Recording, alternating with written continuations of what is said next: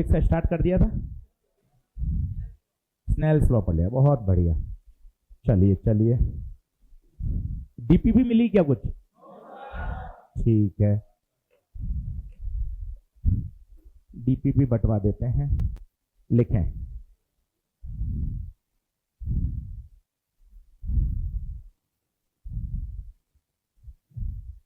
जल्दी से एक बार स्नेल लॉ लिखेंगे वापस। लिखें। अभी अपन को क्या करना है, 10-15 दिन सिस्टम के साथ सामंजस्य बैठाना है। फिजिक्स कैसे पढ़ी जाती है, डीपीपी कैसे की जाती है, मॉड्यूल कैसे सॉल्व करना है, नोट्स कैसे बनाने हैं, चीज़ों को कैसे समझना है ना। तो 10 दिन, 8 दिन, 12 दिन आप एक बार सेट हो जाएं। नोट्स कैसे लिखने होते हैं, स्पीड कैसे बढ़ानी है, जब मैं लिख रहा हूँ तब आपको साथ साथ लिखना है। 10 दिन 12 दिन सेट हो जाएंगे, हॉस्टल में भी खाना पीना मैथ सब सेट हो जाएगी। फिर आपको धीरे धीरे अपनी स्पीड को क्या करना है, बढ़ाना पड़ेगा। ये बात तय रखिए, स्पीड तो आपको ग्रेजुअली बढ़ानी पड़ेगी, क्योंकि सिलेबस है बहुत सारा और 8 महीने में अपन को पूरा सिलेबस खत्म करना है। सही बात है, तो थोड़ा सा ध्यान रखिए। अभी 7 दिन 10 दिन एक बफर है। बफर पीरियड का मतलब होता है आप एक बार अपने साथ हमारे साथ क्या हो जाओ, एडजस्ट हो जाओ। धीरे धीरे धीरे धीरे फिर पढ़ाई को क्या करेंगे, बढ़ाएंगे। कई बच्चों की आज पहली क्लास है क्या? कितने लोगों की पहली क्लास है? अच्छा, इतने लोगों की आज पहली क्लास है। घबराइएगा मत, आज ऑप्टिक्स का दूसरा लेक्चर है। परेशान मत होइए, जो पहले लेक्चर में आए थे उनको भी कुछ समझ में नहीं आया था, है ना। तो ऐसा अपन को टेंशन नहीं लेनी, कभी ऐसे परेशानी नहीं होना लाइफ में क्या है हमारा आज दूसरा लेक्चर, हमारा क्या होगा, ऐसा कोई टेंशन नहीं है। जिन्होंने पहले लेक्चर से पढ़ रहे हैं उनको भी कुछ समझ में नहीं आया था, इसलिए अपन को परेशान होने की कभी जरूरत नहीं है। चलिए हेडिंग डालिए, स्नेल्स लॉ। स्नेल लॉ क्या है वो देखिए। ऑनलाइन वाले सभी बच्चों को गुड मॉर्निंग। चलें देखें, ऊपर μ1 है, नीचे μ2। लाइट आई, इसका नाम क्या है, इंसिडेंट रे। नीचे गई रिफ्रैक्टेड रे। फटाफट फोटो बनाएं। ऊपर एंगल अल्फा, नीचे एंगल बीटा। अपन को एंगल रखने की जरूरत नहीं है, पेन चलाते जाइए, देखिए मत, पेन चलाओगे तो समझ में आएगा। सारे एंगल हमेशा कहां से नापे जाते हैं, नॉर्मल से। सारे एंगल कहां से नापे जाते हैं, नॉर्मल से। लिखने का तरीका क्या है, ऊपर का म्यू, ऊपर का एंगल, नीचे का म्यू, नीचे का। इतना अपन को शानदार आना चाहिए। आज का पूरा दिन केवल स्नेल लॉ से ही काम चल जाएगा।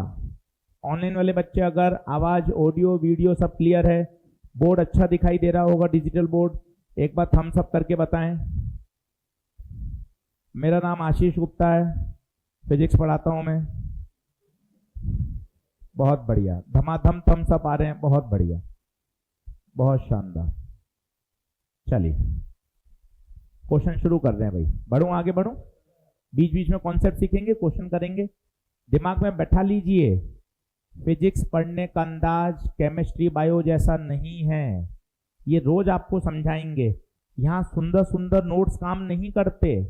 आपको बार बार कॉपी पढ़ने से कुछ नहीं होगा। क्वेश्चन लगाइए, क्वेश्चन मन में ये करिए।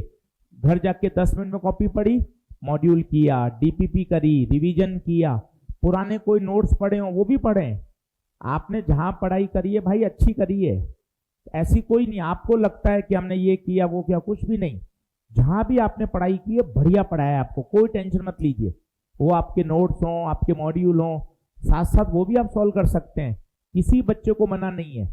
ऐसा बेकार स्टेटमेंट है केवल सर्वम का मटेरियल करना है, नहीं भाई, कहीं से भी आ सकता है पेपर। तो ऐसा ये कोई अपना ब्लॉक मत करिए, केवल हमारा ही मॉड्यूल करना है, हमारी डीपीपी करनी, नहीं। पहले ये करिए, ये प्राइमरी है, क्योंकि इसी का डिस्कशन होगा क्लास में, इसी का होमवर्क मिलेगा। तो सर्वप्रथम ये करना है।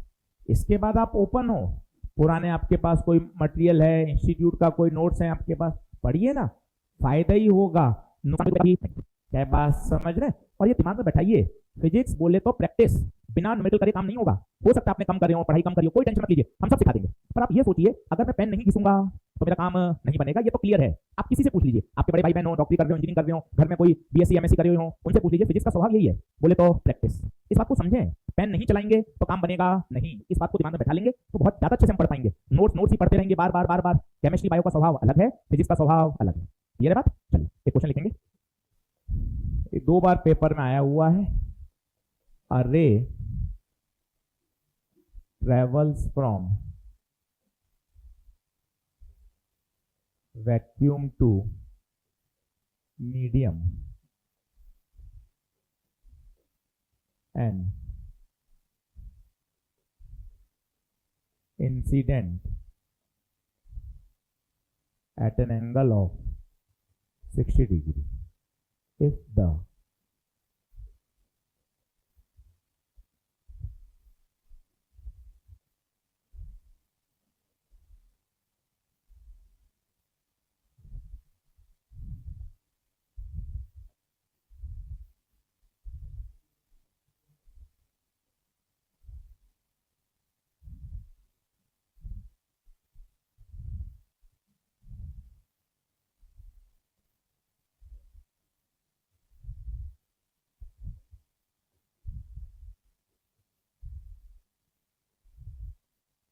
बहुत प्यारा सवाल, 3 कॉन्सेप्ट लगेंगे।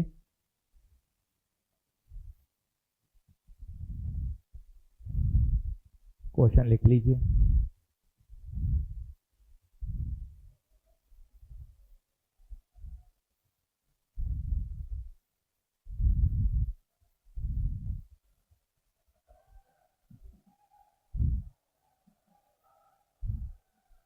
कोई बात नहीं। देखिए, सभी डॉक्टर बन जाएंगे तो भी काम नहीं चलेगा। डॉक्टर के साथ नर्सिंग स्टाफ, कंपाउंडर, है ना।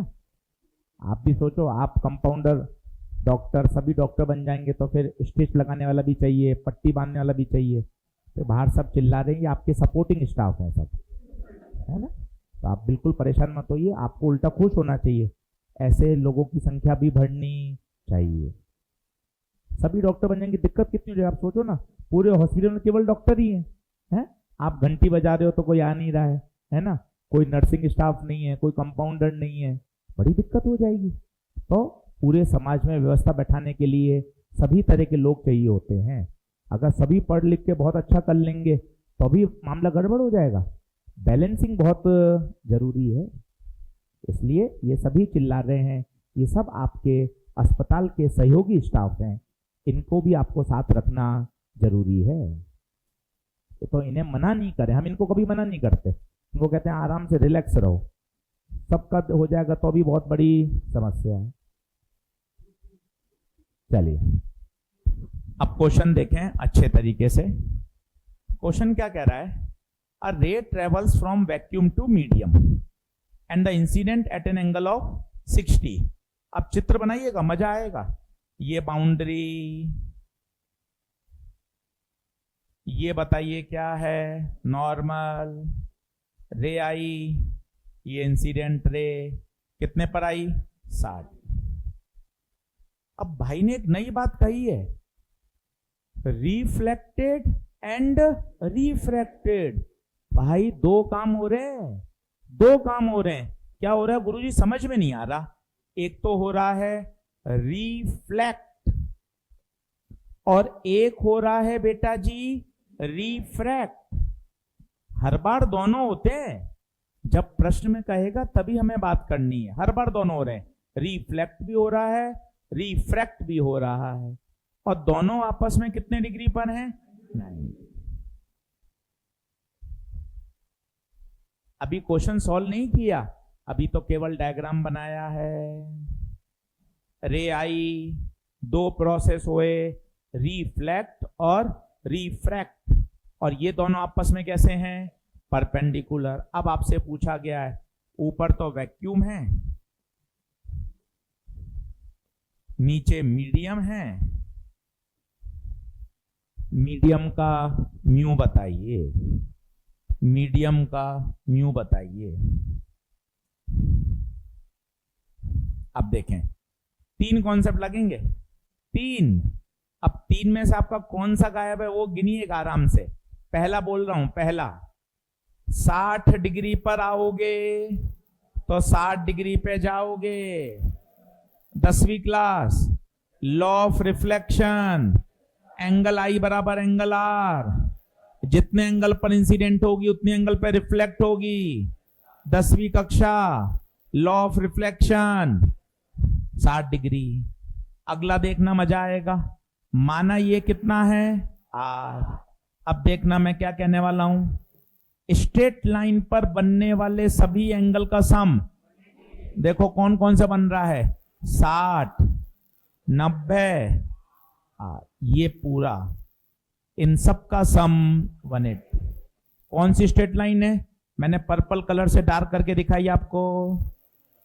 स्ट्रेट लाइन पे बनने वाले सभी एंगल का सम कौन कौन से बन रहे हैं बताइए, 60, 90, आर बराबर ये कितना 150, आर 180 माइनस 150, तो बताइए आर कितना, देख लें। अब तीसरा कॉन्सेप्ट स्नेल लॉ।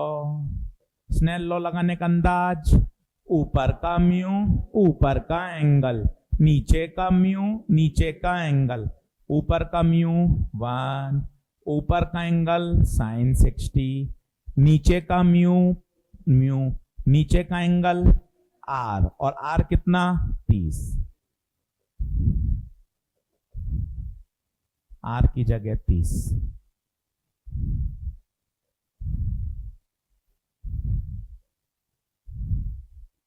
बहुत ही प्यारा सवाल, 2 से 3 बार पेपर में आया है। बिल्कुल बेसिक, अभी कुछ पढ़ाया ही नहीं है, केवल स्नेल लॉ बताया है।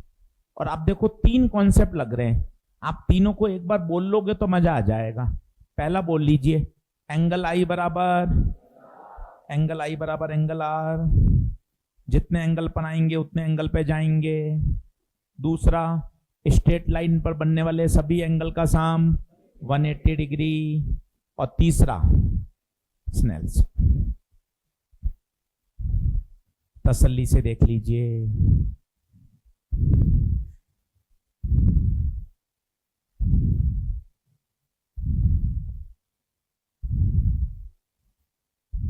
बताइए क्या बात ओके है?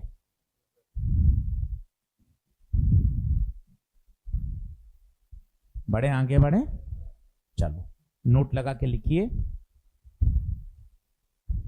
डीपीपी 1 2 3 बोली नहीं, भूल गया?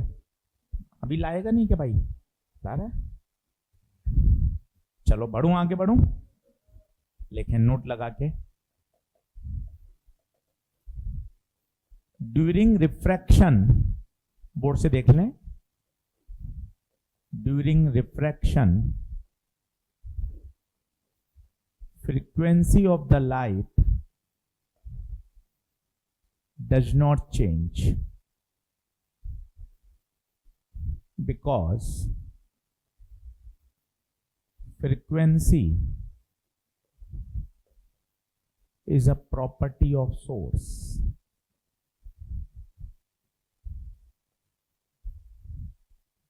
दूसरा point, colors are characterized by frequency. Since frequency does not change, therefore during refraction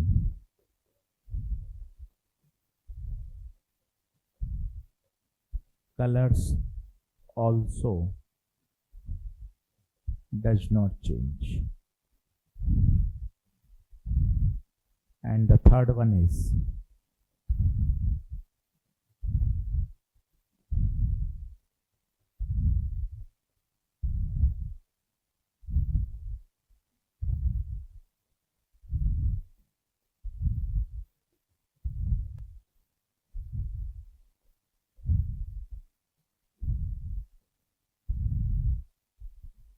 तीनों पॉइंट बढ़िया थ्योरेटिकल सवाल हैं। पहले आप तीनों लिख लीजिए, फिर मैं वन बाय वन सबको समझाता हूं।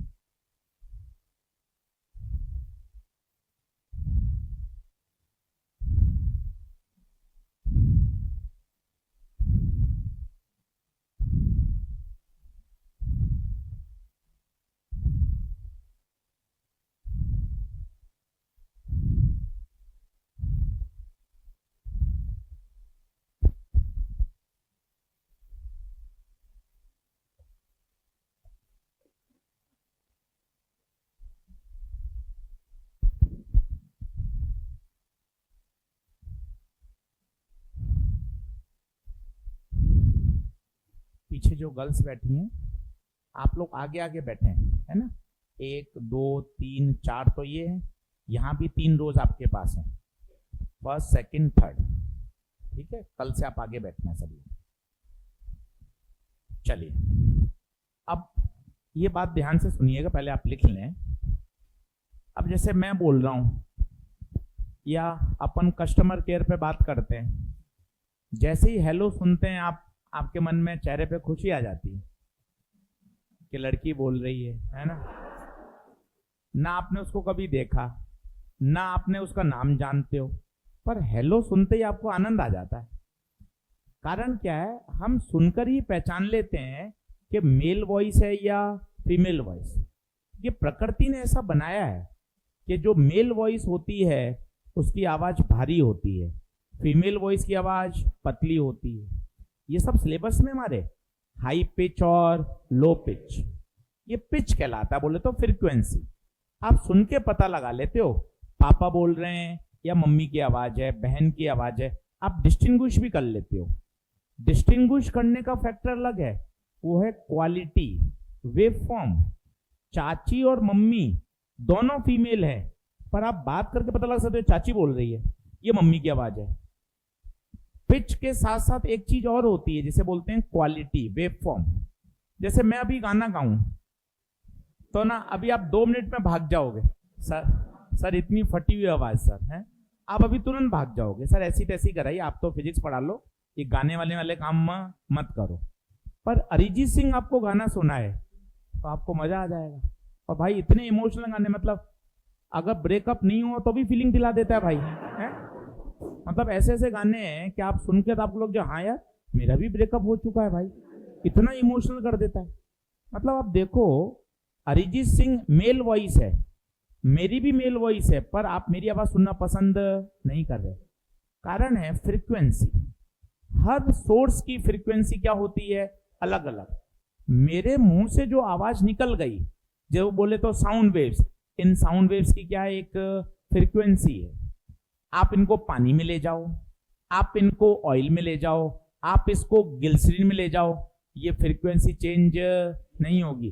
बिकॉज ये फ्रीक्वेंसी, ये वेव कहां से निकली है, मेरे गले से। इनका सोर्स कौन है, मैं। आप बोल रहे हो तो आपका सोर्स कौन है, आपका गला। और आपके मुंह से जो आवाज निकल गई उसकी एक क्या है, फ्रीक्वेंसी। उन साउंड वेव्स को आप पानी में ले जाओ, ग्लास में ले जाओ, किसी दूसरे मीडियम में ले जाओ, वो चेंज नहीं होगी। यही पहला पॉइंट लिखा हो, ध्यान से देखिए, ध्यान से पढ़िए। During refraction frequency of light does not, because frequency is a property of source. कभी फ्रीक्वेंसी बदलती नहीं है। जैसे सनलाइट आ रही है, पानी में जाने के बाद भी वो सनलाइट ही रहेगी, वो टॉर्च की लाइट थोड़ी बन जाएगी। सोर्स कौन है, सन।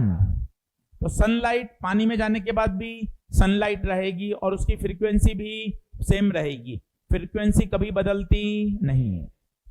दूसरा पॉइंट और जबरदस्त है, कलर का सीधा संबंध किससे है, कलर का सीधा संबंध फ्रीक्वेंसी से है।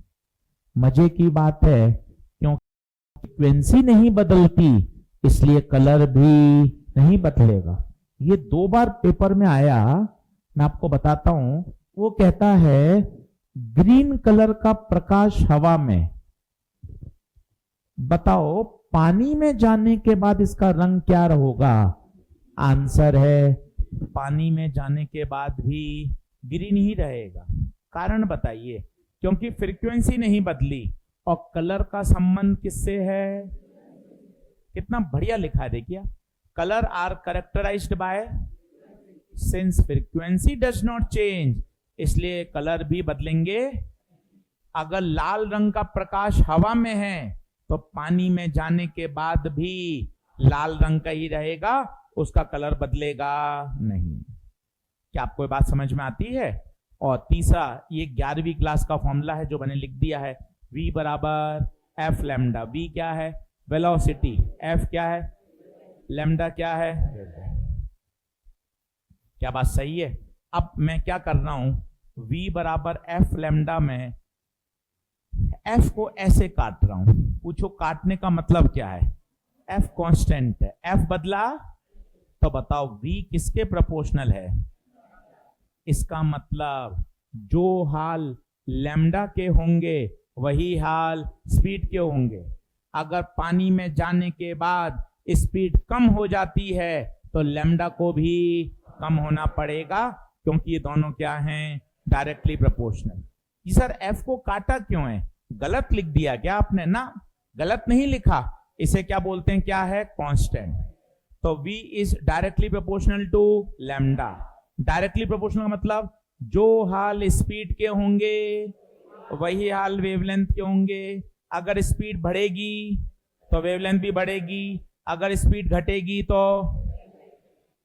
देख ले भाई, ये चारों पॉइंट तुझे याद होने चाहिए। 1 मिनट दे रहा हूं, तीनों पॉइंट एक बार बढ़िया याद करो।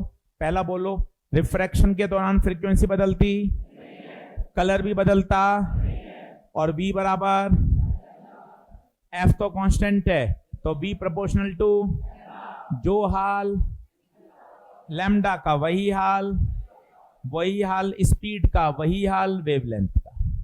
क्या बात ओके है? कुछ क्वेश्चंस करके देखें। एक पुराना फॉर्मूला भी लिख लें, या रिवीजन हो जाएगा। म्यू बराबर सी बाई डी। ये अपन को सारे याद होने चाहिए।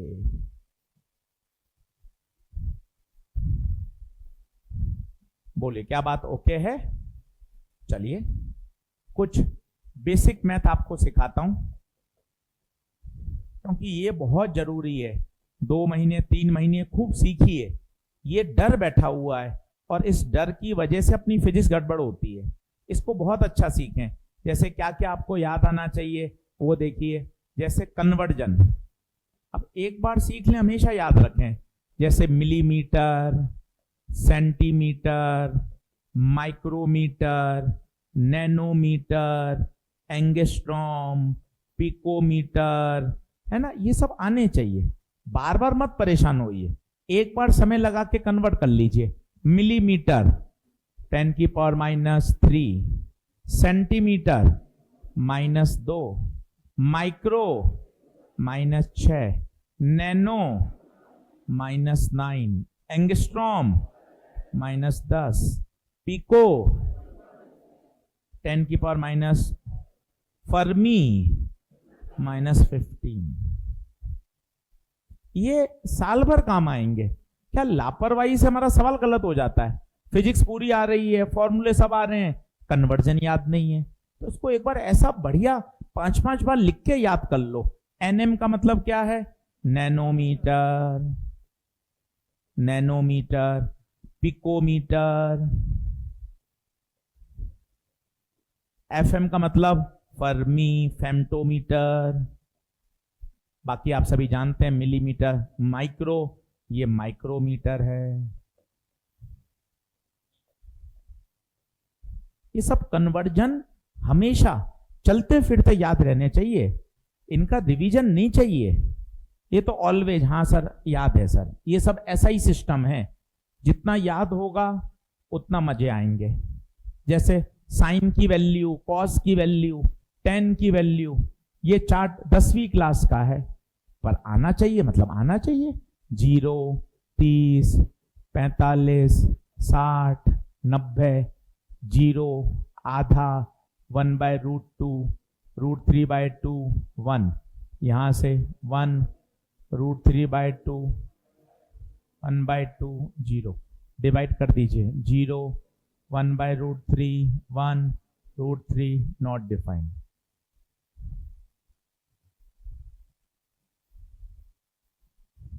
ये सब बेटा इनके बिना काम चलेगा नहीं। ये ऐसे हैं, अरे सर एकदम परफेक्ट याद है। √3/2 हो रहा है साइन में, अच्छा 60 डिग्री है सर। सर 1/√2 हो रहा है सर, सर 45 डिग्री है सर। सर 10 में 1 आ रहा है, अरे सर एंगल 45 डिग्री है। इतना बढ़िया याद होगा ना, आपकी स्पीड बढ़ेगी, आपकी स्पीड बढ़ेगी। tan थीटा क्या होता है? Sine upon cos.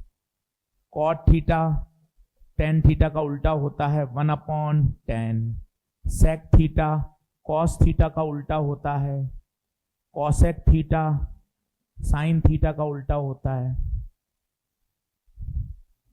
हमें पता है ये सब 9th-10th का है, पर हम कभी आपको ये नहीं कहना चाहते अरे यार ये तो पढ़ा हुआ, ये तो आता होगा, सब सीख ले भाई, कोई टेंशन नहीं है। और फिर ये तेरी जिम्मेदारी है, एक बार सिखा दें तो फिर लंबे समय तक याद होना चाहिए। फिर सबसे इंपॉर्टेंट ये होता है, इसमें बहुत बच्चे फंसते हैं, बोल नहीं पाते पर फंसते बहुत हैं इसमें, वो मैं आपको सिखाता हूं। आज इसका डर परमानेंट हटा लीजिए। देखें, कौन बेस, कौन परपेंडिकुलर, कौन हाइपोटेनियस, बहुत पूछा जाता है, बहुत काम आता है। बढ़िया तरीका मैं आपको बताता हूं, सीखें। जिस साइड पर दो एंगल बनते हैं वो साइड कहलाती है बेस। कौन सा साइड है बताना? ये लाइन, ये बेस है। क्यों? इस पे 90 भी बन रहा है, इस पे थीटा भी बन रहा है, ये कहलाता है बेस। भाई इतना काम आएगा ना सवाल में, और टीचर फटाफट लगाता रहेगा, तू परेशान होता रहेगा। एक बार समय खर्च करके इसको दिमाग में परमानेंट बैठा लो। जिस साइड पर दो एंगल बनते हैं वो कौन है? बेस। इस साइड पे देखो, इस साइड पर ये थीटा है और ये 90 है, तो भाई ये कौन होगा? बेस। इस साइड पे देखो, ये साइड, ये 90 है, ये थीटा है, ये कौन? बेस। 90 के सामने वाला हाइपोटेनियस, 90 के सामने वाला हाइपोटेनियस, 90 के सामने वाला हाइपोटेनियस, 90 के सामने वाला हाइपोटेनियस। जो बच गया, जो बच गया वो परपेंडिकुलर, जो बच गया वो परपेंडिकुलर। और 3 फॉर्मूले आपको याद होने चाहिए, वो आपको याद भी है। कहां लिख दूं? यहां लिख देता हूं। Sine theta perpendicular upon hypotenuse, cos theta base upon hypotenuse, tan theta perpendicular upon base. आते हैं, बहुत अच्छी बात है। थोड़ा कच्चा पक्का है तो अच्छा कर लीजिए, पर इनके बिना जीवन चलेगा नहीं। ये कभी भी आ जाएंगे सवाल के बीच में और आपको पजल करेंगे, इसलिए एकदम शानदार होना चाहिए। लिख लें, कोई शर्म नहीं है, होशियारी में नहीं रहे, ये तो हमें आता है, ये तो हम कर लेंगे। कोई अपने आपस में शर्म की बात नहीं है। अपन साल भर एक दूसरे को देखेंगे, हमें सब पता है आपके बारे में, इसलिए कहीं भी अपन को ऐसा नहीं करना। नहीं सर, मैं ये बात लिखूंगा, सर को बुरा मान जाएंगे। नहीं भाई, मैं भी तो लिख रहा हूँ, 20 साल पढ़ाने के बाद भी लिख रहा हूं मैं। आप सोचो इतनी छोटी बात है, पर जरूरी है। ये नहीं आएगी तो दिक्कत है। क्या स्लाइड आगे करें क्या? जल्दी से आ जाओ।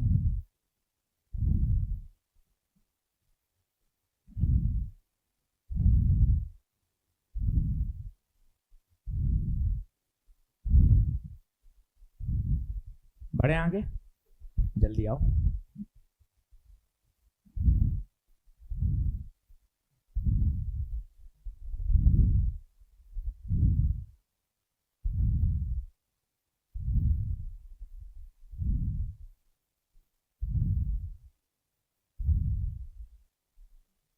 अब अगला लिखें, ये डिग्री रेडियन का कन्वर्जन भी बड़ा परेशान करता है, वो भी सीख लें। लिख लीजिए, degree to radian and radian to degree, DPP. भैया डीपीपी लाओ।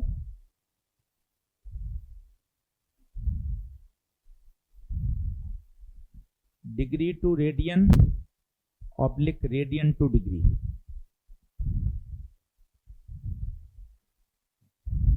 बेटाऊं?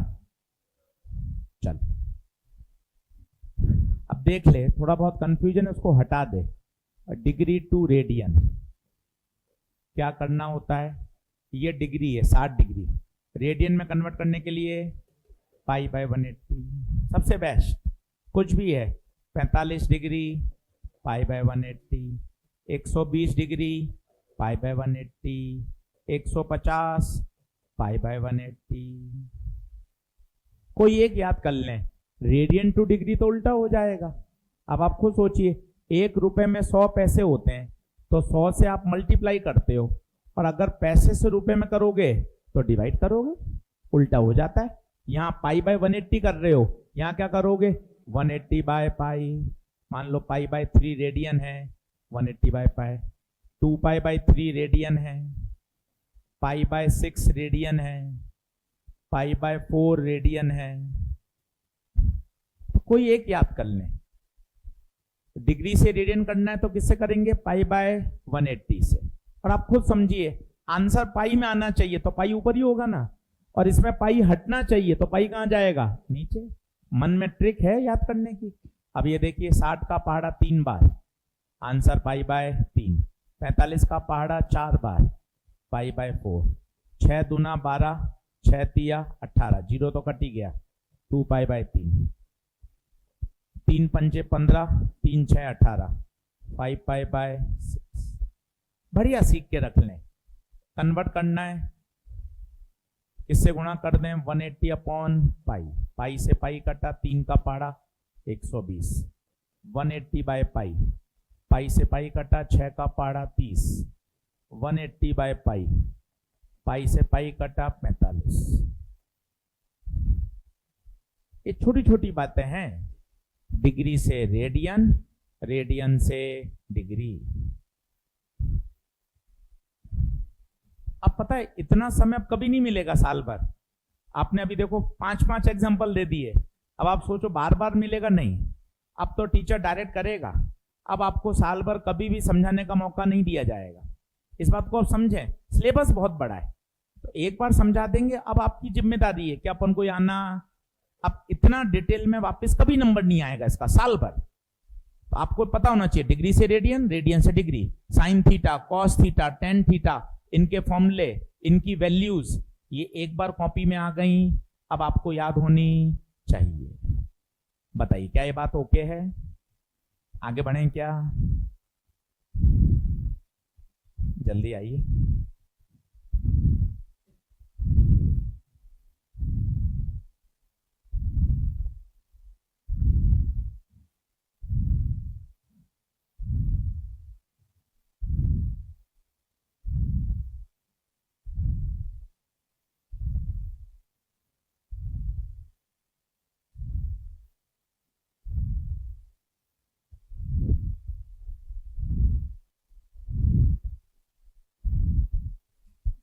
हाँ भाई, ऑनलाइन वाले बच्चों लिख लिया तो थम्स अप कर दो। लिखना है, लेट के पढ़ाई नहीं करनी, ध्यान रखना। साथ साथ नोट्स बनाने हैं, नोट्स बनाओगे तभी काम चलेगा। चलिए अगला कॉन्सेप्ट लिखते हैं। इफ अ लाइट रे is travelling along the normal, then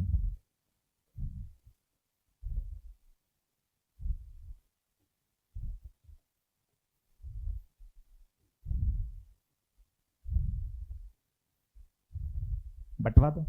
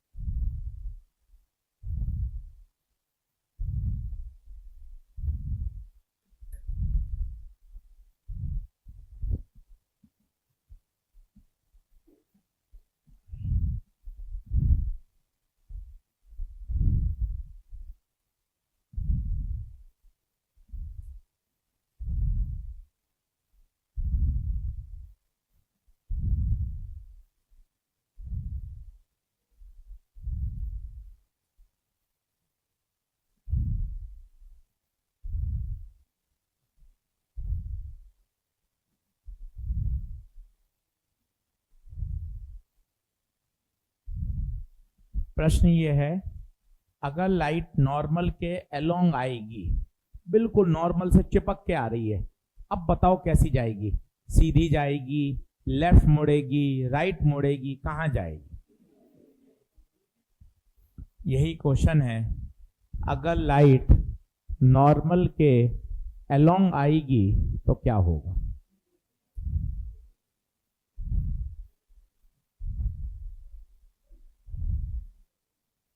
medium कुछ भी ले सकते हैं, रेडर डेंसर को टेंशन नहीं।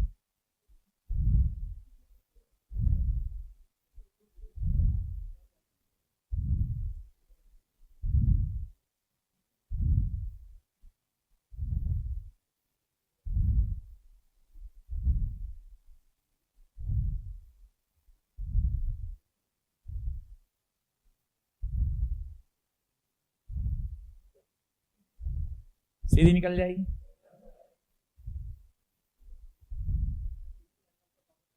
इसी एंगल में वापस चली जाएगी ऊपर।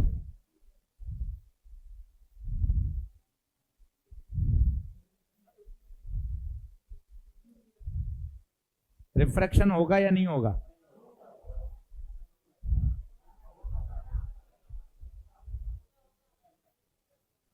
सीधी निकल जाएगी तो रिफ्रैक्शन होगा या नहीं? देखो इनको नहीं मिली। जिसको नहीं मिली एक बार खड़ा हो जाए भाई। डीपीपी नंबर 1 2 3 गर्ल्स में, बॉयज में एक बार तसल्ली से देख लें। 4 5 6 भी आ गई होगी, 4 वो भी मंगवा दो।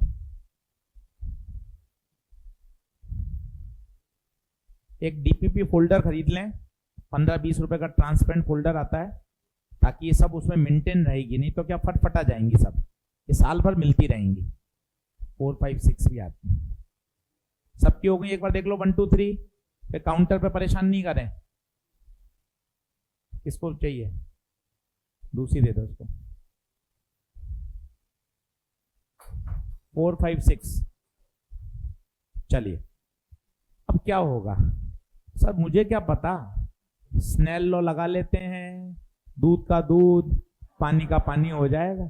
अपन तुक्काबाजी क्यों करें? मैंने तो फीस जमा करा दी सर, बाकी अब आप जानो, आपकी पढ़ाई आपको करानी है। हर बार मैं ही टेंशन लूंगा तो फिर फायदा क्या? सही बात है कि नहीं? चलिए सबसे मुझे बताएं, एंगल आई कितना है, 0 या 90? क्यों 0? क्यों? नॉर्मल के अलोंग आ रहे हैं, नॉर्मल के अलोंग आएंगे, इसका मतलब एंगल 0 डिग्री है। क्योंकि एंगल नापा किससे जाता है? नॉर्मल से ही चिपक के आ रहे हो तो एंगल कितना डिग्री हुआ? 0। अब स्नेल लॉ लगा लेते हैं, होगा जो देखा जाएगा। चिल्लाइए, ऊपर का म्यू, ऊपर का एंगल, नीचे का म्यू, नीचे का एंगल। देख लें, ऊपर का म्यू, ऊपर का एंगल, नीचे का म्यू, नीचे का एंगल। साइन 0 0, म्यू1 को 0 से करेंगे 0।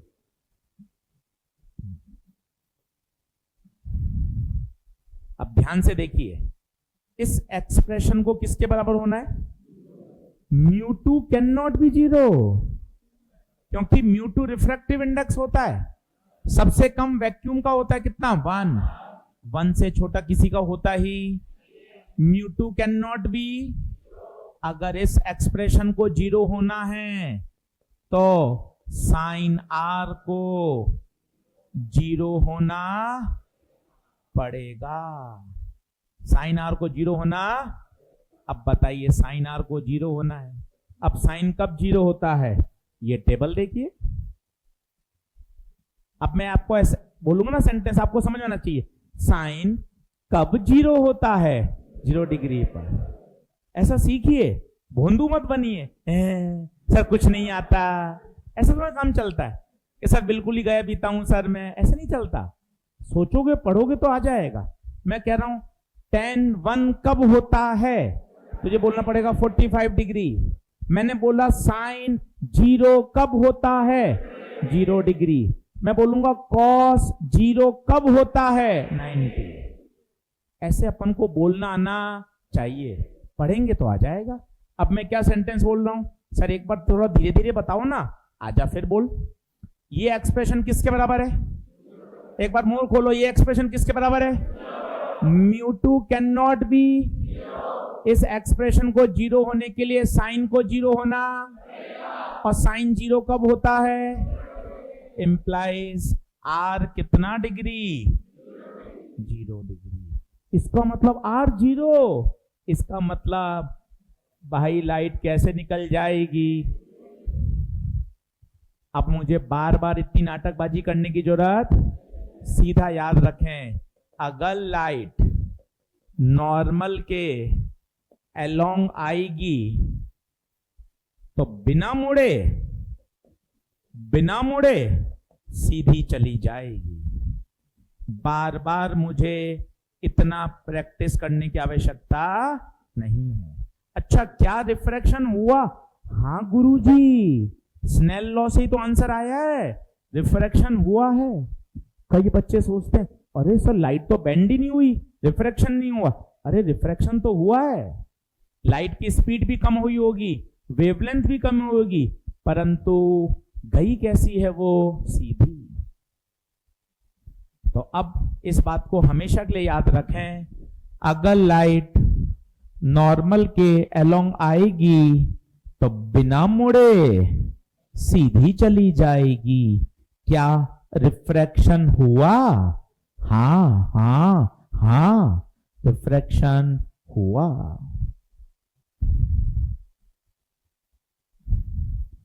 बताइए क्या ये बात ओके? लिख लो।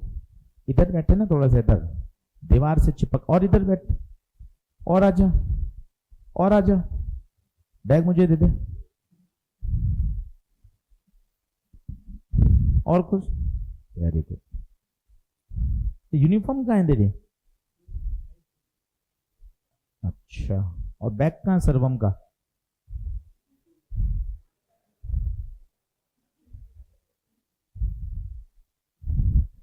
चलिए, क्या ये बात ओके? तो फाइनल कॉल याद करिए क्या है? अगर लाइट नॉर्मल के तरफ आएगी तो बिना मुड़े सीधी चली जाएगी। यस और नो? 2-3 क्वेश्चन करके देखते हैं। डीपीपी नंबर 1 खोलिए, डीपीपी नंबर 1 खोलिए, क्वेश्चन नंबर 10, क्वेश्चन नंबर 10। मैं क्वेश्चन लिख रहा हूं, ऑनलाइन वाले बच्चों को ऐप पर अपलोड हो जाएगी भाई शाम तक, तो ऑनलाइन वाले बच्चे परेशान मत होइएगा, शाम तक ऐप पर अपलोड हो जाएगी डीपीपी, ठीक है? अभी मैं क्वेश्चन लिख रहा हूं ताकि आप लिख सकें। क्वेश्चन नंबर 10,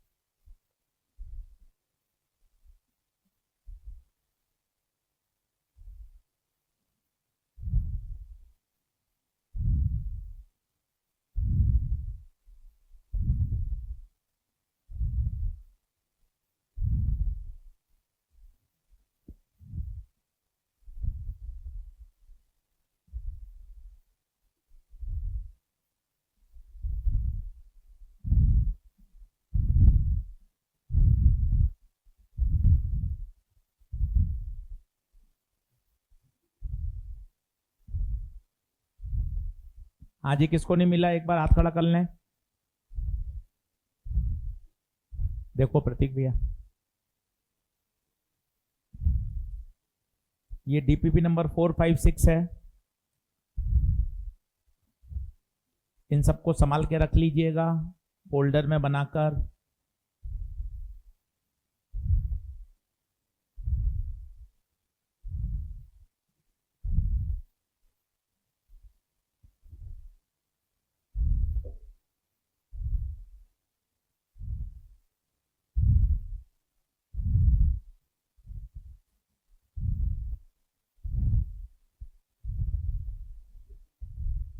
हाँ जी, जिसको नहीं मिली हाथ खड़ा कर लो, एक बार खड़े हो जाओ ताकि फटाफट डिस्ट्रीब्यूट हो जाए।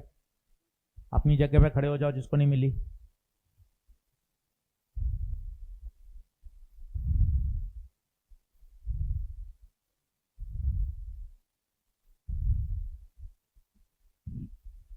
गर्ल्स में मिल गई सभी को?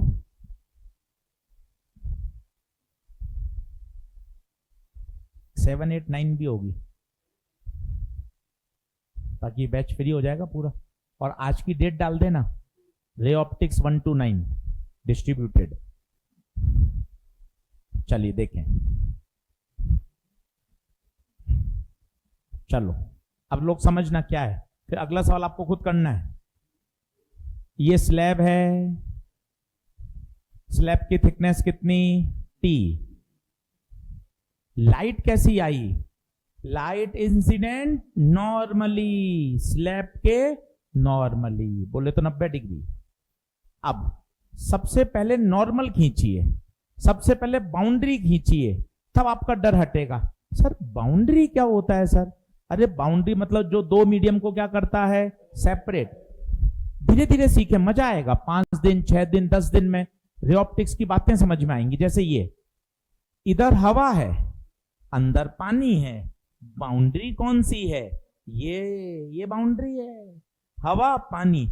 अगर ऐसा हो जाता तो अब बताइए बाउंड्री, ऊपर हवा है, नीचे पानी है, तो ये क्या है? बाउंड्री। थोड़ा बातों को सीखिए, बाउंड्री क्या होता है? जो दो मीडियम को क्या करता है? सेपरेट करता है, उसे हम क्या बोलते हैं? बाउंड्री। अब बताइए गुप्ता सर, बाउंड्री कौन सी होगी? गुप्ता सर बाउंड्री ये है। नॉर्मल कौन सा होगा? बाउंड्री के 90 डिग्री पे टक टक टक टक टक। अरे भाई लाइट नॉर्मल के एलोंग आ रही है, कैसे जाएगी? बिना मुड़े सीधी चली जाएगी। कंसेप्ट से समझे धीरे धीरे। सबसे पहले गुप्ता सर आपने क्या किया? बाउंड्री बनाई। बाउंड्री बाहर हवा, अंदर ग्लास। फिर आपने क्या बनाया? नॉर्मल बनाया। फिर आपने बोला अरे भाई, ये लाइट नॉर्मल के अलोंग आ रही है, नॉर्मल के अलोंग आएगी तो बिना मुड़े सीधी चली जाएगी। सीधी चली गई। अब आपसे पूछा क्या है? आपसे पूछा है टाइम। तो मैंने कैसे सोचा? सोचना सीखिए। मैंने आपको कहा अभी 8 दिन 10 दिन मैं आपको फिजिक्स पढ़ना सिखा रहा हूं, मैं सॉल्यूशन नहीं छाप रहा गूगल वाले। सोचना। टाइम पूछा, फिर टाइम का मैंने फॉर्मूला सोचा, टाइम बराबर डिस्टेंस अपॉन स्पीड। फिर मैं सोचा मुझे क्या क्या चाहिए? डिस्टेंस चाहिए और स्पीड चाहिए। डिस्टेंस खुद बताओ इसने स्लैब के अंदर कितना चला? टी। तो डिस्टेंस आ गया टी। मैं थोड़ा सा खुश हो गया, डिस्टेंस आ गया। अब मुझे स्पीड चाहिए। क्या ग्लास में भी स्पीड वही रहती है क्या? नहीं। बेसिक बोलो। वैक्यूम में लाइट की स्पीड सबसे ज्यादा होती है, ग्लास में जाने का उसकी स्पीड बदल जाएगी। फॉर्मूला म्यू बराबर, मुझे ग्लास में चाहिए वी, तो बताइए वी म्यू वहां जाएगा सी बाय म्यू। थोड़ा इन वाक्यों को बोलिए, फिजिक्स बोलेंगे तो मजा आएगा। जब लाइट वैक्यूम में चलती है तब उसकी स्पीड सी होती है। मीडियम में जाने के बाद, पानी में जाने के बाद, ग्लास में जाने के बाद उसकी स्पीड बदल जाती है। कितनी हो गई? सी बाय म्यू। मेरे पास स्पीड भी आ गई, मेरी खुशी का ठिकाना नहीं रहा। ये देखिए डबल हंसी, डिस्टेंस भी आ गया, स्पीड भी आ गया। अब मुझे क्या चाहिए? टाइम। टाइम बराबर distance t, speed c by mu. कहां जाएगा घूम के? Mu t by C.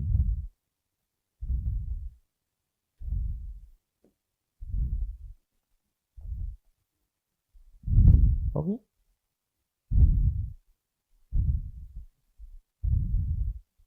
Approach समझिए, आप सॉल्यूशन मत छापिए, अप्रोच लाइए, अप्रोच। अच्छा टाइम चाहिए था, डिस्टेंस लाओ, स्पीड लाओ। डिस्टेंस आ गई, स्पीड आ गई, तो क्या आ जाएगा? टाइम आ जाएगा।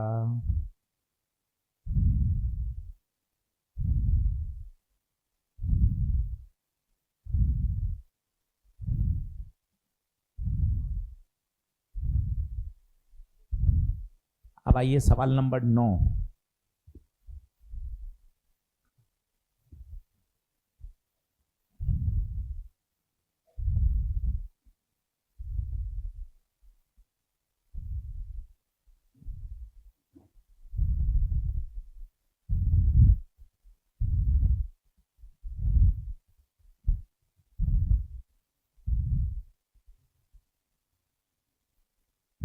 अब आइए सवाल नंबर 9, खुद करिए। 9 नंबर खुद करिए, इसी तरह के भाई है इसका, खुद करिए।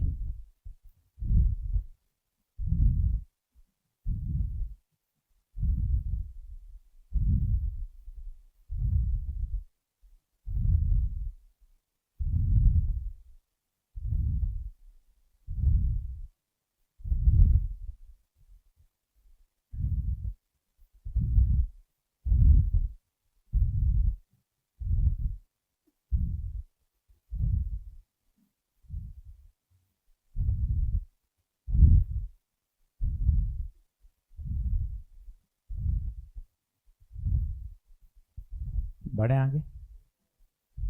सेम सवाल है, इसी का भाई है वो, बिल्कुल सेम सवाल, बस आपको वैल्यू सही रखनी आनी चाहिए। इसी का भाई है।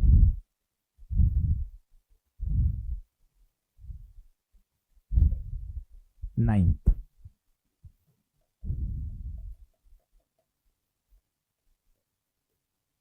देखिए अब सर इसमें कुछ नहीं दे रखा, अगर कुछ नहीं दे रखा तो हम ये मान के चलेंगे लाइट कैसी आ रही है? नॉर्मली। अगर किसी एंगल पे आती तो लिख के देता, कुछ नहीं दे रखा, इसका मतलब लाइट कैसे आ रही है? नॉर्मली। और बोलिए अगर नॉर्मल के अलोंग आएगी तो बिना मुड़े सीधी चली जाएगी। बोल लीजिए, बोलने में कोई नुकसान नहीं है। अगर लाइट नॉर्मल के अलोंग आएगी बिना मुड़े सीधी चली जाएगी। जितना बोलेंगे फिजिक्स धीरे धीरे दिमाग चलने लग जाता है। अब देखिए थिकनेस कितनी दे रखी है? 4 mm। अब बताइए 4 mm मिलीमीटर में काम नहीं करना, किससे गुणा करेंगे? 10⁻³ थिकनेस आ गई, डिस्टेंस आ गई। स्पीड कैसे निकालें? स्पीड कैसे निकालें? आइए, म्यू बराबर क्या होता है? c/v। म्यू बराबर क्या होता है? c/v। और बताइए, फिर वो सेंटेंस बोलिए, वैक्यूम में लाइट की स्पीड सबसे ज्यादा होती है, किसी भी मीडियम में जाने पर उसकी स्पीड कम हो जाती है, जिसको म्यू बराबर c/v से निकाला जाता है। ऐसा बोलना सीखें, जितना बोलेंगे ना उतना धीरे धीरे आपकी कनेक्टिविटी बनेगी, आप इमेजिन कर पाओगे वैक्यूम में लाइट की स्पीड सबसे ज्यादा होती है, किसी मीडियम में जाने पर उसकी स्पीड कम हो जाती। अब बताइए म्यू कितना दे रखा है? म्यू कितना दे रखा है? 3। सी 3 × 10⁸। तो वी कितना? 10⁸ मीटर पर सेकंड। ये वी आ गया, ये मेरे पास डिस्टेंस आ गई, ये मेरे पास स्पीड आ गई। काम करने का तरीका सीखिए, धीरे धीरे धीरे धीरे सब चीजें सीख जाएंगे। जब आपके 50-60 सवाल बन जाएंगे ना तब आपको कॉन्फिडेंस आएगा। अभी आपको 50 सवाल तक सीखना है कि कैसे कैसे आगे प्रोसेस करना है। अब मुझे क्या पूछा है बताइए? टाइम। तो टाइम बराबर डिस्टेंस अपॉन स्पीड। डिस्टेंस बताइए, डिस्टेंस 4 × 10⁻³ स्पीड बताइए। 8 ऊपर जाएगा तो -8।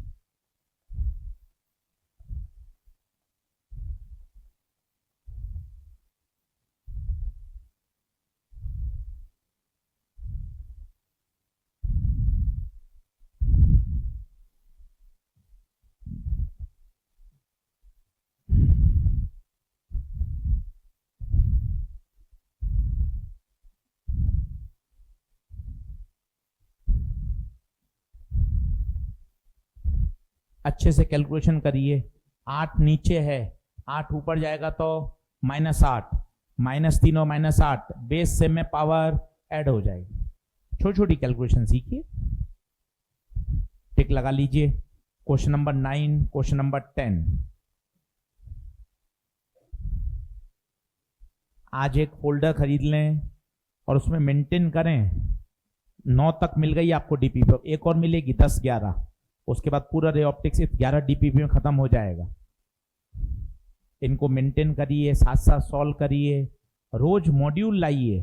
थोड़ी दिमाग में कंडीशन बैठा लीजिए कि फिजिक्स में रोज मॉड्यूल, रोज डीपीपी क्लास में लानी है, घर जाके होमवर्क रोज करना है, तभी फिजिक्स का डर हटेगा। नहीं तो फिजिक्स का डर नहीं हटेगा भाई। अपन को ज्यादा एफर्ट लगाने पड़ेंगे फिजिक्स में, तब जाके बात बनेगी। बढ़िया, आगे बढ़ें क्या? चलिए नोट लगाइए।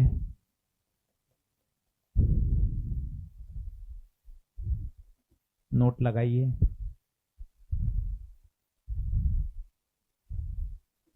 एक बार 7, 8, 9 किसको नहीं मिली एक बार पूछ लो, देख लो, हाथ खड़ा कर लो। डीपीपी नंबर 7, 8, 9 आज अपन ने कौन सी? 7, 8, 9 दे दो इसको, उसी में है 7, 8, 9 पूरा एक साथ ही है। और भाई किसी को दो, इसको दो एक।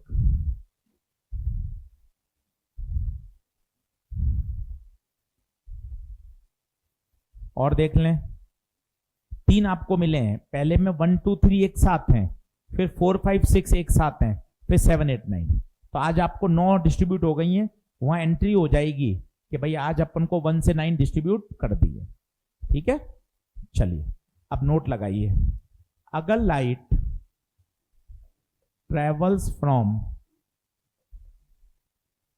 Rare to denser, if light travels from rarer to denser, then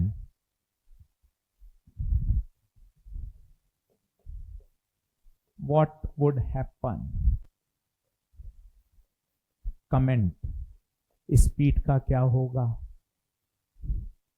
wavelength का क्या होगा,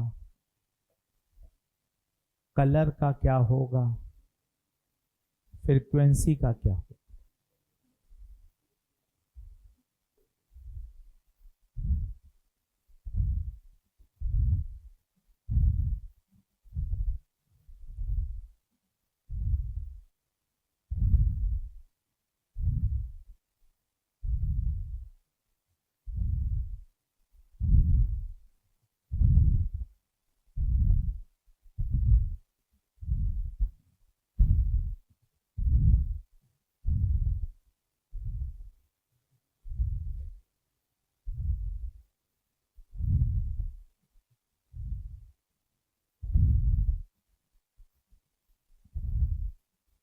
अब बढ़िया प्रश्न स्टार लगा के रखिए, प्यारा थ्योरेटिकल सवाल है और बढ़िया सीखना। कहां से कहां जा रही है बताइए? रेरर से, रेरर तो बोलिए धीमे, और डेंसर बोलिए तेज। रेरर से डेंसर, रेरर से डेंसर। डेंसर मतलब म्यू ज्यादा, म्यू ज्यादा। अब सोचने की अप्रोच देखिए। स्टेप 1 म्यू बराबर C/, अप्रोच देखिए और दिमाग को चलाइए। रेरर से डेंसर, रेरर धीमे बोलो, डेंसर तेज बोलो, रेरर से डेंसर, डेंसर मतलब म्यू, गुरुजी म्यू ज्यादा होगा, स्पीड कम होगी। क्यों आशीष सर ऐसा क्यों होता है? इनवर्स, इनवर्स है। डेंसर मतलब म्यू ज्यादा, और अगर म्यू ज्यादा होगा तो बेटा स्पीड, पहला आंसर आ गया है, स्पीड डिक्रीजेस। ओके गुरुजी। स्टेप नंबर 2, जो हाल स्पीड का होता है वही हाल वेवलेंथ का होता है। बोल ले, जीभ को दबा के मत रख, कोई काम की नहीं है, बोलता रहे। जो हाल स्पीड का वही हाल वेवलेंथ का। What about speed? Decreases. What about speed? Decreases. Then what about wavelength? Also decreases. जो हाल स्पीड का गुरुजी वही हाल वेवलेंथ का। स्पीड डिक्रीजेस, तो आंसर आ चुका है wavelength also decreases. Wavelength also decreases. देखिए, बताइए क्या बात? ओके। तीसरा, what about colour? No change. Green colour पानी में जाने के बाद भी ग्रीन ही रहता है, क्योंकि कलर का सीधा संबंध फ्रीक्वेंसी से होता है, और फ्रीक्वेंसी नहीं बदली तो कलर भी नहीं बदलेगा। What about frequency? No change.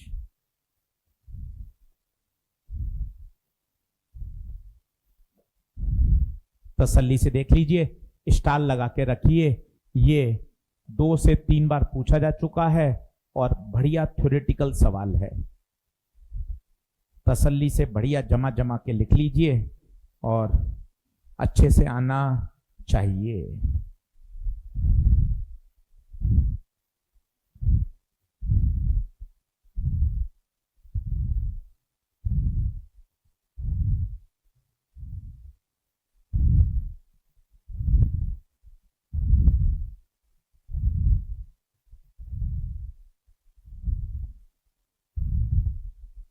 बताइए, बढ़ूं क्या आगे?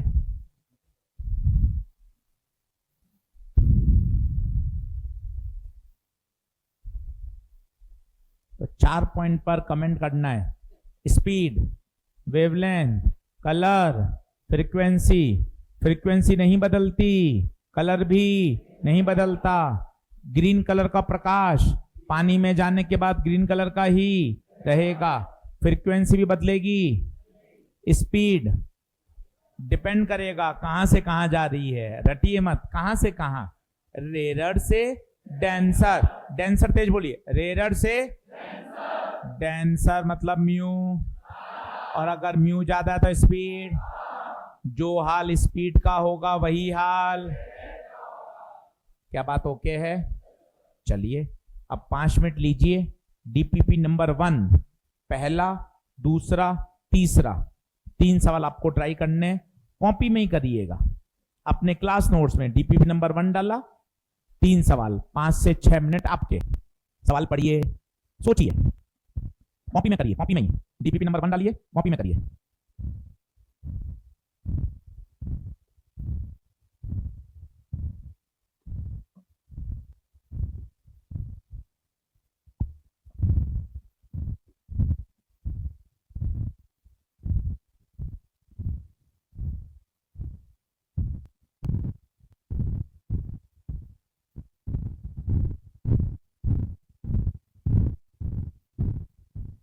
तीनों प्रश्न करिए तसल्ली से। सीखें प्रश्न पढ़ना, सॉल्व करना, ये 10 दिन 12 दिन की मेहनत है। एक बार आपको फिजिक्स के साथ ट्यून अप करना जरूरी है। ट्यून अप होते जाएंगे, चीजें समझ में आती जाएंगी।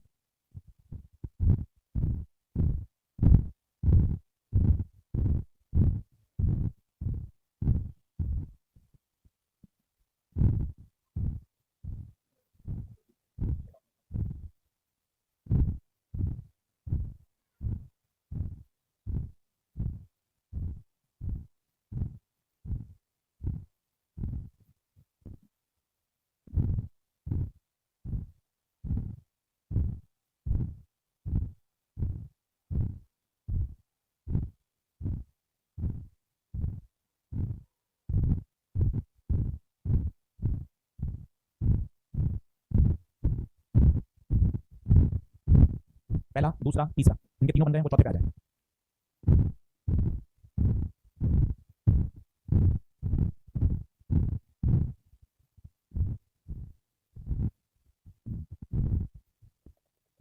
ऑनलाइन वाले बच्चों के लिए आज डीपीपी 1 से लेकर 9 तक ऐप पर अपलोड हो जाएगी, ठीक है।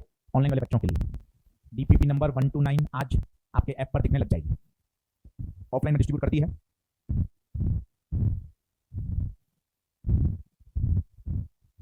पहला, दूसरा, तीसरा 2 मिनट बाद सॉल्व करूंगा।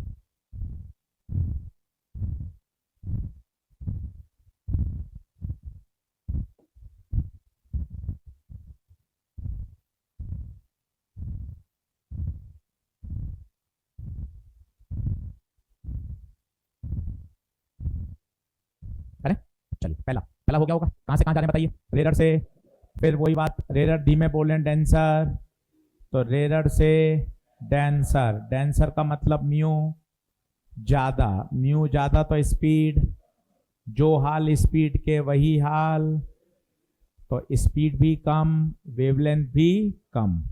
बताइए कौन सा आंसर आएगा? कौन सा आंसर आएगा? Speed and wavelength both decreases. दूसरा सवाल बहुत अच्छा है, भाई ने ऐसे ही माहौल बना रखा है, पानी का लैम्डा, पानी के अंदर वेवलेंथ, ऐसे ही माहौल बना रखा है, कोई काम का नहीं, खामखा माहौल बना रखा है ताकि बच्चा कंफ्यूज हो। सॉल्व भी नहीं करना, जो रंग हवा में होगा वही रंग पानी में होगा। बड़ा बड़ा दिमाग में बैठा लीजिए, रिफ्रैक्शन के दौरान फ्रीक्वेंसी बदलती नहीं है, रिफ्रैक्शन के दौरान कलर भी नहीं बदलता। हवा में बताइए कौन सा रंग है? हवा में रेड, पानी में भी। ये वेवलेंथ, रिफ्रैक्टिव इंडेक्स कोई काम के खामखा दे रखे हैं। तो क्वेश्चन नंबर 2, अगर एयर में रेड है तो मीडियम में जाने के बाद भी रेड ही रहेगा।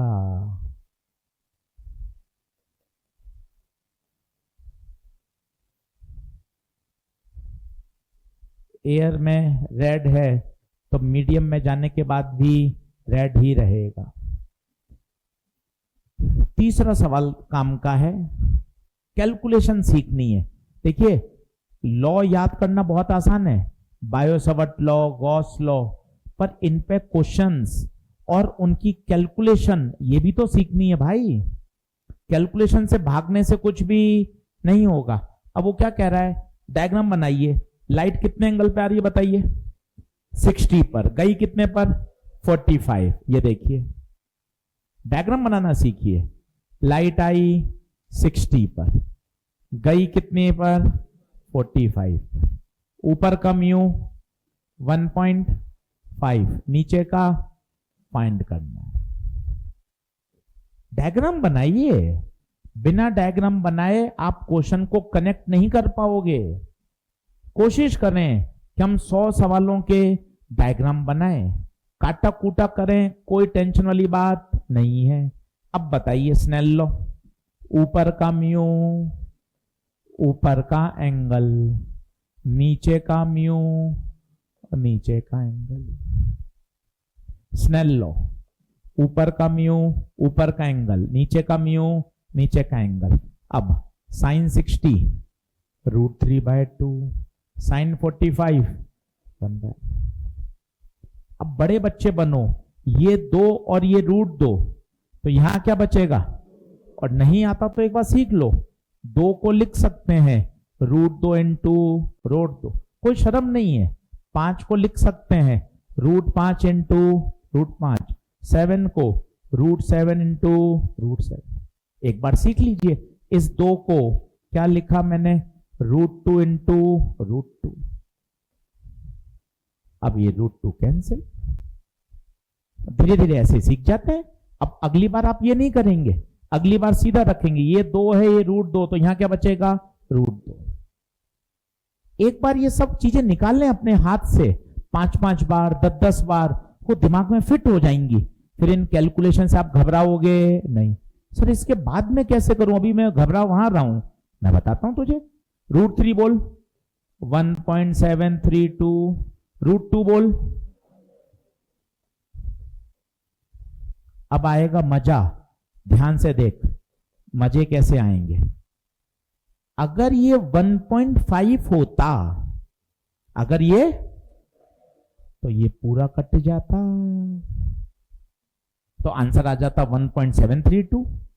पर आशीष सर ये 1.5 नहीं है, 1.5 से थोड़ा सा कम है, और कम से भाग दोगे तो आंसर बड़ा आएगा।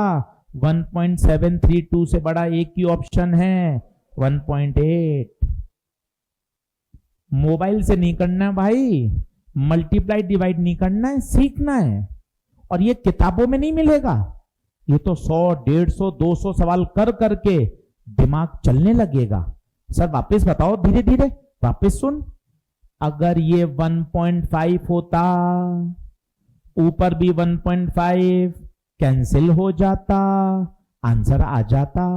पर ये गुरुजी 1.5 नहीं है, 1.5 से थोड़ा सा कम है, कम से भाग दोगे तो आंसर 1.732 से ज्यादा आएगा। ज्यादा एक ही ऑप्शन है, 1.84। बताइए, ये कैलकुलेशन सीखनी पड़ेगी, इनसे भाग के करोगे क्या? आपको स्नेल लॉ बहुत अच्छा आता है, पर करोगे क्या स्नेल लॉ का? अगर कैलकुलेशन नहीं सीखोगे तो स्नेल लॉ बेकार है।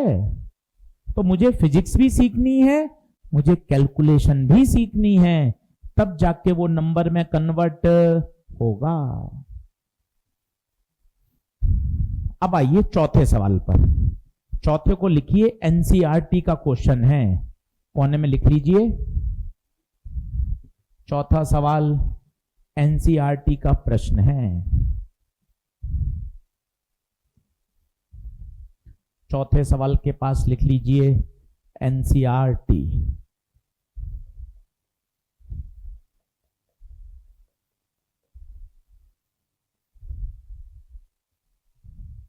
चौथा सवाल एनसीईआरटी का है।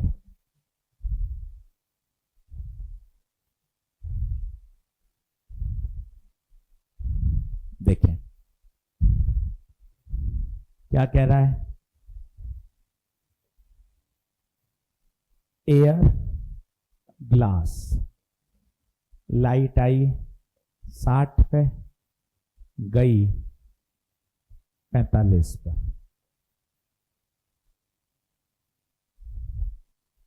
अब आप कहोगे सर इसमें करूं क्या, सब चीज तो मुझे पता है। नहीं भाई, ग्लास का तुझे रटा हुआ काम में नहीं लेना। अगर तू ग्लास का भी रख देगा फिर निकालेगा क्या? एंगल दोनों पता है, म्यू दोनों पता है, फिर करेगा क्या? तो ये चाहता है एनसीईआरटी वाला कि आप ग्लास का रटा हुआ काम में मत लो। पहले डायग्राम से क्या निकालो, ग्लास का रिफ्रैक्टिव इंडेक्स। दूसरे डायग्राम से क्या निकाल लो, वाटर का रिफ्रैक्टिव इंडेक्स।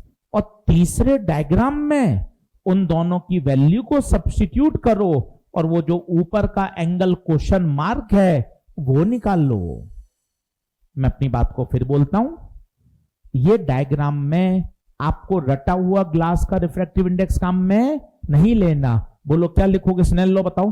नीचे का म्यू, नीचे का एंगल, ऊपर का म्यू, ऊपर का एंगल। Sign 60 √3/2, sign 45 1/। अब देख फिर आ गई, बता ये √2, क्या √2 बचेगा? तो म्यू ग्लास √3/√2। पहले डायग्राम से क्या निकल कर आया, ग्लास का। दूसरे डायग्राम से किसका निकल के आएगा, वाटर का। और इन दोनों को उठा के किस में रखोगे, थर्ड में। होमवर्क है,